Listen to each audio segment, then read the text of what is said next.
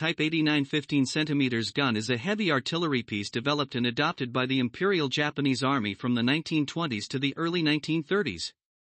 Its common name is the Type 89 15 cm howitzer. As the main heavy artillery of the Imperial Army during the Sino-Japanese War, the Namenhen Incident, and World War II, it was primarily operated by the Independent Heavy Artillery, Independent Military Unit, directly under Army headquarters. This gun began research under the new weapon research policy of the Army Technical Headquarters in July 1920, 9th year of Taisho. The design was completed in October 1922, 11th year of Taisho, and after various tests at places like the Army Heavy Artillery School, it was officially designated as the Type 89 15 cm cannon in October 1929, 4th year of Showa, 2589th year of the Imperial calendar. However, significant modifications were made after its designation, such as changing the gun carriage from a closed stance to an open stance, which was completed in October 1931. Two guns similar to the prototype, produced on short notice, were deployed in the Manchurian incident that broke out in September of the same year. The completed No. 5 gun was recognized for its good functionality, and based on this, the production and official drawings were revised and re-established in April 1933, 8th year of Showa. Test firing experiments of the 89 Type 15 cm cannon prototype. February 1924, Taisho 13. Equipped with a recoiling recuperator, the caliber is 149.1 mm with a barrel length of 5,963 mm, 40 calibers.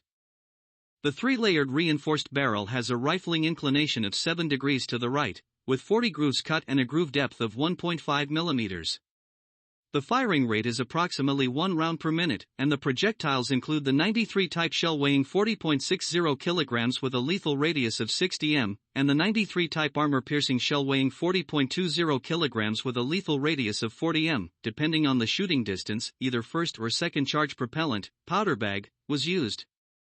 The maximum range, using the armor-piercing shell and the first charge propellant, is 18,100 m.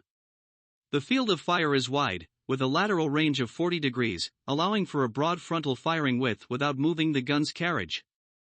For movement, the main gun was divided into a gun carriage, carrying the gun barrel, and a carriage to carry the trunnions and materials for establishing positions.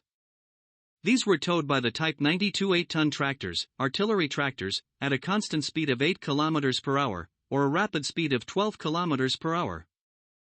For firing, artillery fire, it was necessary to combine these two vehicles to establish a firing position, which took about 2 hours.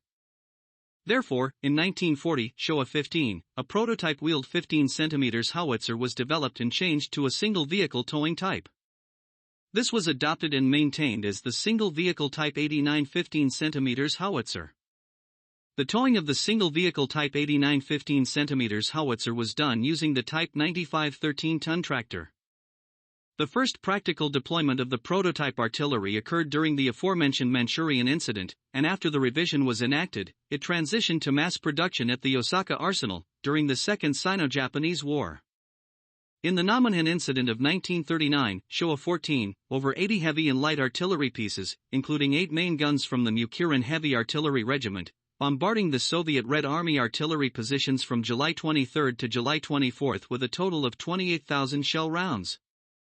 However, due to terrain constraints in Namenhen, the Soviet artillery positions along the west bank of the Kurlan River were at a higher elevation than the Japanese artillery positions. They were unable to adequately observe the impact of the indirect fire, and they struggled against the Red Army's long-range artillery and overwhelming amount of ammunition. However, during the early stages of the Pacific War, when this artillery was fully mobilized, 16 guns from the 2nd and 3rd Independent Heavy Artillery Battalions, part of the 1st Artillery Regiment, 1st Artillery Headquarters, under direct military control, engaged the British forces in the Battle of Hong Kong, with 8 guns from the 2nd Independent Heavy Artillery Battalion participating in the Battle of Singapore, and 8 guns from the 9th Independent Heavy Artillery Battalion contributing to the Second Battle of Bataan and the bombardment of Corregidor in the Philippines, showcasing their long-range firepower. Notably, in the Battle of Singapore, British Far East Command Lieutenant General Arthur Percival decided to surrender due to pressure from his wife, who was frightened by the power of the shells falling near their command post.